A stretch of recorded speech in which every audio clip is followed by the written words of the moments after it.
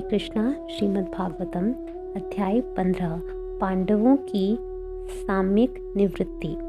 सूत गोस्वामी ने कहा, भगवान कृष्ण का विख्यात मित्र अर्जुन महाराज युधिष्ठिर की समशक्तित जिज्ञासाओं के अतिरिक्त भी कृष्ण के वियोग की प्रबल अनुभूति के कारण शोक संतप्त था।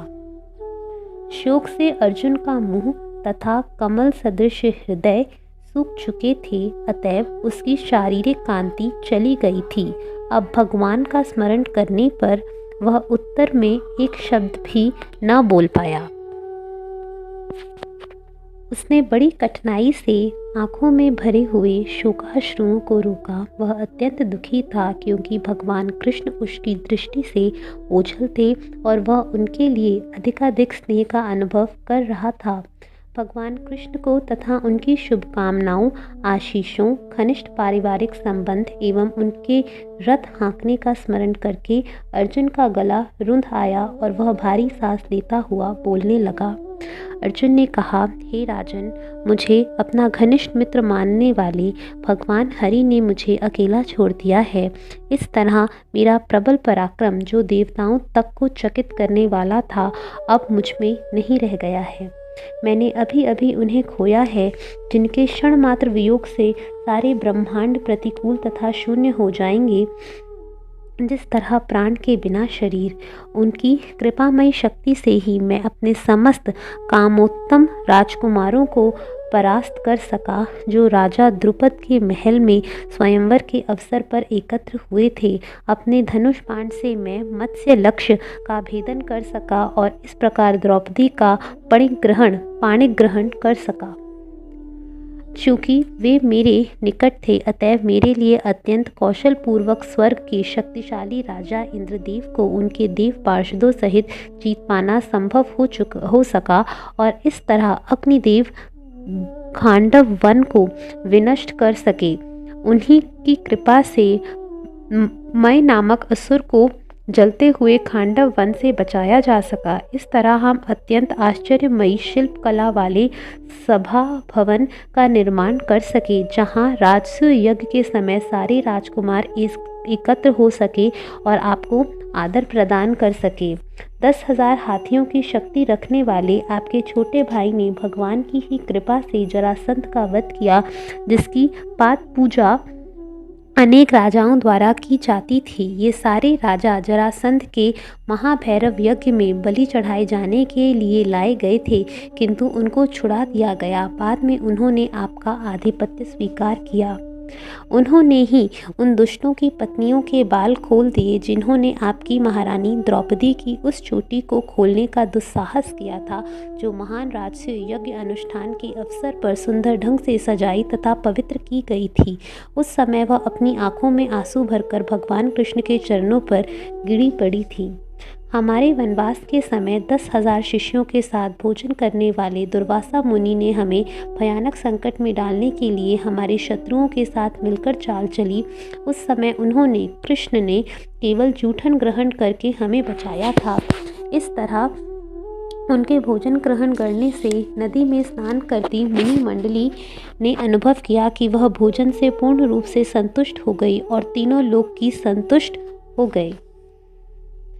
यह उन्हीं का प्रताप था कि मैं एक युद्ध में शिवजी तथा उनकी पत्नी पर्वतराज हिमालय की कन्या को आश्चर्यचकित करने में समर्थ हुआ। इस तरह वे शिवजी मुझ पर प्रसन्न हुए और उन्होंने मुझे अपना निजी अस्त्र प्रदान किया। अन्य देवताओं ने भी मुझे अपने अपने अस्त्र भेंट किए और इसके अतिरिक्त मैं इसी वर्तमान शरीर से स्वर्गलोक पहुंच सका, जहां मुझे आधे ऊंचे आसन पर बैठने दिया गया। जब मैं स्वर्गलोक में अतिथि के रूप में कुछ दिन रुका रहा, तो इंद्रदेव समेत स्वर्ग के समस्त देवताओं ने निवात कवच नामक असुर को मारने के लिए गांडीव धनुष धारण करने वाली मेरी भुजाओं का आश्रय लिया था। हे आजीमीण के वंशज राजा, इस समय मैं पूर्ण पुरुषोत्तम भगवान से विहीन हो गया हूँ, जिनके प्रभाव से मैं इतना शक्तिशाली था। कौरवों की सैन्य शक्ति उस समुद्र की तरह थी जिसमें अनेक अजेय प्राणी रहते थे। फलतः वह दुर्लभ थी, किंतु उनकी मित्रता के कारण मैं रथ पर आरूढ़ होकर उसे पार कर सका, यह उन्हीं की कृपा थी कि मैं गौओं को वापस ला सका और बलपूर्वक राजाओं के तमाम मुकुट एकत्र कर सका जो समस्त तेज के स्रोत रत्नों से जटित थे। एकमात्र वे ही थे जिन्होंने सबों की आयु छीन ली थी और जिन्होंने युद्ध भूमि में भीष्म, कर्ण, द्रोण, शल्य इत्यादि कौरवों द्वारा निर्मित सैन्य व्यूह की कल्पना तथा उत्साह को हर लिया था। उन सबकी योजना अत्यंत पटु थी और आवश्यकता से अधिक थी, लेकिन भगवान श्री कृष्ण ने आगे बढ़कर यह सब कर दिखाया। भीष्म, द्रोण, कर्ण, भूरिश्रवा, सुशर्मा, शल्य, जयद्रथ तथा बाहलिक जैसे बड़े बड़े सेनापतियों ने अपने अपने अचूक हथियार मुझ पर चलाए, लेकिन भगवान श्री कृष्ण की कृपा से सब वे मेरा बाल भी बांका ना कर पाए। इसी प्रकार भगवान नृसिंह देव में के परम भक्त प्रहलाद महाराज असुरों द्वारा प्रयुक्त समस्त शस्त्रास्त्रों से अप्रभावित रहे। यह उन्हीं की कृपा थी कि जब मैं अपने प्यासे घोड़े के लिए जल लेने रथ से नीचे उतरा था तो मेरे शत्रुओं ने मुझे मारने की परवाह न की। यह तो अपने प्रभु के प्रति मेरा असम्मान ही था कि मैंने उतना अपना सारथी बनाने का दुस्साहस किया, क्योंकि मोक्ष प्राप्त करने के लिए श्रेष्ठ पुरुष उनकी पूजा तथा सेवा करते हैं। हे राजन, उनके परिहास तथा उनकी मुख बातें अत्यंत सुहावनी तथा सौंदर्य से अलंकृत होती थी। हे पार्थ, हे सखा, हे कुरुनंदन कहकर उनका पुकारना तथा उनकी समस्त सहृदयता की अब मुझे याद आ रही है और मैं अभिभूत हूँ। सामान्यतः हम दोनों साथ साथ रहते और सोते, तब साथ साथ बैठते और घूमने जाते और बहादुरी के कार्यों के लिए आत्म प्रशंसा करते हुए कभी कभी यदि कोई भूल होती तो मैं उन्हें यह कहकर चिढ़ाया करता था, हे मित्र, तुम तो बड़े सत्यवादी हो। उस समय जब उनका महत्व घटता होता, वे परमात्मा होने के कारण मेरी उटपटांग बातों को सह लेते थे और मुझे उसी प्रकार क्षमा कर देते थे जिस तरह एक सच्चा मित्र अपने सच्चे मित्र को या पिता अपने पुत्र को क्षमा कर देता है। हे राजन, अब मैं अपने मित्र तथा सर्वाधिक प्रिय शुभ चिंतक पूर्ण पुरुषोत्तम भगवान से विलग हो गया हूँ। अतएव मेरा हृदय हर तरह से शून्य सा प्रतीत हो रहा है। उनकी अनुपस्थिति में जब मैं कृष्ण की तमाम पत्नियों की रखवाली कर रहा था तो अनेक अविश्वस्त ग्वालों ने मुझे हरा दिया।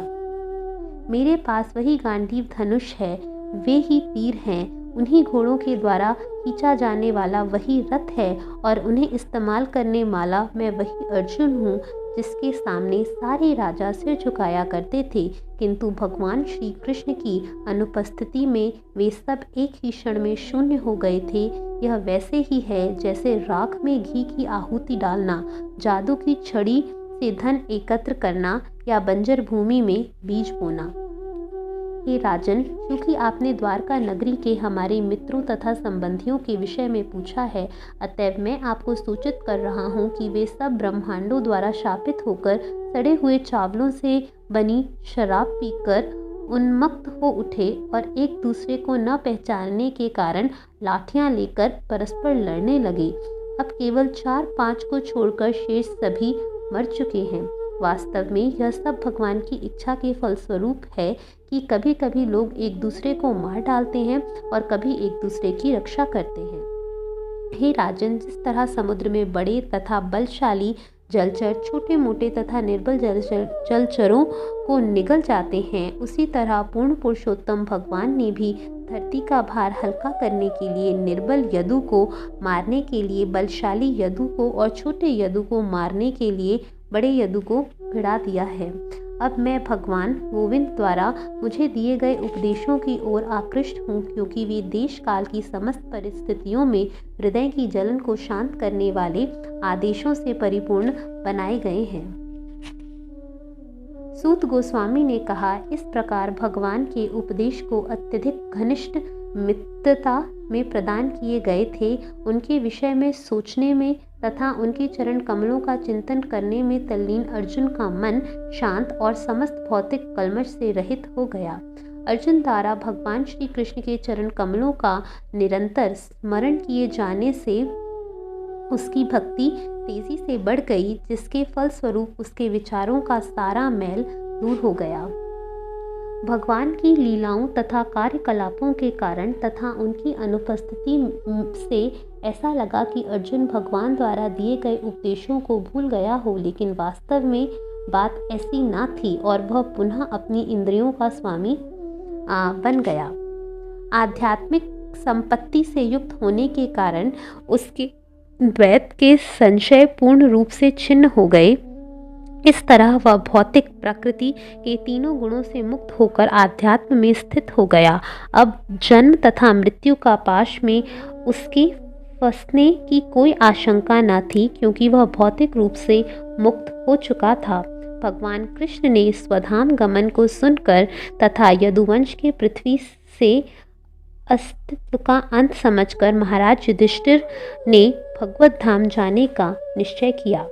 अर्जुन द्वारा यदुवंश के नाश तथा भगवान श्री कृष्ण के अंतर्धान होने की बात सुनकर कुंती ने पूर्ण मनोयोग से दिव्य भगवान की भक्ति में अपने को लगा दिया और इस तरह संसार के आवागमन से मोक्ष प्राप्त किया।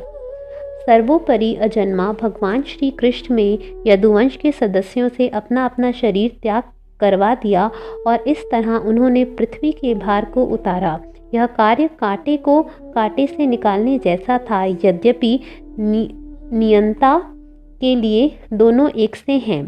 परमेश्वर ने जिस शरीर को पृथ्वी का भार कम करने के लिए प्रकट किया था, उसे उन्होंने छोड़ दिया था। वे एक जादूगर के समान विभिन्न शरीरों को यथा मत्स्य अवतार तथा अन्य अवतारों में धारण करने के लिए एक शरीर को छोड़ते हैं। जब भगवान श्री कृष्ण ने अपने उसी रूप के साथ इस पृथ्वी लोक को छोड़ दिया, उसी दिन से कली, जो पहले की अंशतः प्रकट हो चुका था, अल्पज्ञों के लिए अशुद्ध परिस्थितियां उत्पन्न करने के लिए पूरी तरह प्रकट हो गया। महाराज युधिष्ठिर पर्याप्त बुद्धिमान थे कि वे कलयुग के प्रभाव को समझ गए, जिसके विशेष लक्षण होते हैं बढ़ता लालच, असत्य भाषण, धोखा देना और सारी राजधानी, राज्य, घर तथा समस्त व्यक्तियों में हिंसा का आधिक्य इत्यादि। अतएव उन्होंने घर छोड़ने की तैयारी की और तदनुकूल वस्त्र धारण कर लिए। तत्पश्चात उन्होंने हस्तिनापुर की राजधानी में उन्होंने अपने पौत्र को सिंहासनारूढ़ किया, जो समुद्र से घिरी सारी भूमि के स्वामी तथा सम्राट के रूप में परीक्षित था तथा उन्हीं के समान सुयोग्य था। तब उन्होंने अनिरुद्ध भगवान श्री कृष्ण के पुत्र वज्र को मथुरा में शूरसेन का राजा बना दिया। तत्पश्चात महाराज युधिष्ठिर ने प्रजापत्य यज्ञ किया और गृहस्थ जीवन त्यागने के लिए अपने भीतर अग्नि प्रतिष्ठित की। महाराज युधिष्ठिर ने अपने सारे वस्त्र, कमर पेटी तथा राजसी आभूषण तुरंत त्याग दिए और वो पूर्ण रूप से उदासीन तथा प्रत्येक वस्तु से विरक्त हो गए। तब उन्होंने अपनी सारी इंद्रियों को मन में, मन को जीवन में, जीवन को प्राण में, अपने पूर्ण अस्तित्व को 5 तत्वों के शरीर में तथा अपने शरीर को मृत्यु में समाहित कर दिया। तत्पश्चात शुद्ध आत्मा के रूप में वे देहात्म बुद्धि से मुक्त हो गए। इस प्रकार उन्होंने पंच तत्वमय स्थूल शरीर को विनष्ट करके प्रकृति के 3 गुणों में मिलाकर उसे अज्ञानता में मिला दिया और तब उस अज्ञानता को आत्मा या ब्रह्म में विलीन कर दिया, जो सर्वदा अक्षय है। तत्पश्चात महाराज युधिष्ठिर ने फटे हुए वस्त्र पहन लिए, ठोस आहार लेना बंद कर दिया। वे जानकर गूंगे बन गए और बालों को खोल दिया। इन सब के मिले जुले रूप में वे एक उजड़ या वृत्तिविहीन पागल की तरह दिखने लगे। वे किसी वस्तु के लिए अपने भाइयों पर आश्रित नहीं रहे। वे बहरे मनुष्य की तरह कुछ भी न सुनने लगे। तब उन्होंने उत्तर दिशा की ओर अपने पूर्वजों तथा महापुरुषों द्वारा स्वीकृत पथ पर चलते हुए प्रस्थान किया, जिससे वे परमेश्वर के विचार में पूर्ण रूप से लग सके। वे जहाँ कहीं भी गए इसी तरह रहे। महाराज युधिष्ठिर के छोटे भाइयों ने देखा कि कलयुग का पहले से ही संसार भर में पदार्पण हो चुका है और राज्य के नागरिक पहले से ही अधर्म द्वारा प्रभावित हैं, अतएव उन्होंने अपने बड़े भाई के चरण चिन्हों का अनुसरण करने का निश्चय किया। उन्होंने धर्म के सारे नियम संपन्न कर लिए, अतएव उनका यह निश्चय ठीक ही था कि भगवान श्री कृष्ण के चरण कमल ही सबों के चरम लक्ष्य हैं, अतएव उन्होंने बिना व्यवधान के उनके चरणों का ध्यान किया। इस प्रकार भक्ति भाव से निरंतर स्मरण करने से उत्पन्न भक्तिमय शुद्ध चेतना के द्वारा उन्होंने आदि नारायण भगवान कृष्ण द्वारा अधिशासित वैकुंठ लोक प्राप्त किया। यह वैकुंठ लोक केवल उन्हें प्राप्त होता है जो अविचल भाव से एक परमेश्वर का ध्यान करते हैं। भगवान श्री कृष्ण का यह धाम गोलोक वृंदावन कहलाता है और यह उन व्यक्तियों को प्राप्त नहीं होता जो जीवन की भौतिक अवधारणा में लीन रहते हैं, लेकिन समस्त भौतिक कल्मश से पूर्ण रूप से शुद्ध होने के कारण पांडवों ने अपने इसी शरीर में उस धाम को प्राप्त किया। तीर्थाटन के लिए गए हुए विदुर ने प्रभास में अपना शरीर त्याग किया। चूंकि वे भगवान कृष्ण के विचार में मग्न रहते थे, अतएव उनका स्वागत पितृलोक के निवासियों ने किया, जहां वे अपने मूल पद पर लौट गए। द्रौपदी ने भी देखा कि उसके पतिगण उसकी परवाह किए बिना घर छोड़ रहे हैं। वे भगवान वासुदेव कृष्ण को भली भांति जानती थी, अतएव वे तथा सुभद्रा दोनों भगवान कृष्ण के ध्यान में लीन हो गईं और अपने अपने पतियों की सी गति प्राप्त की।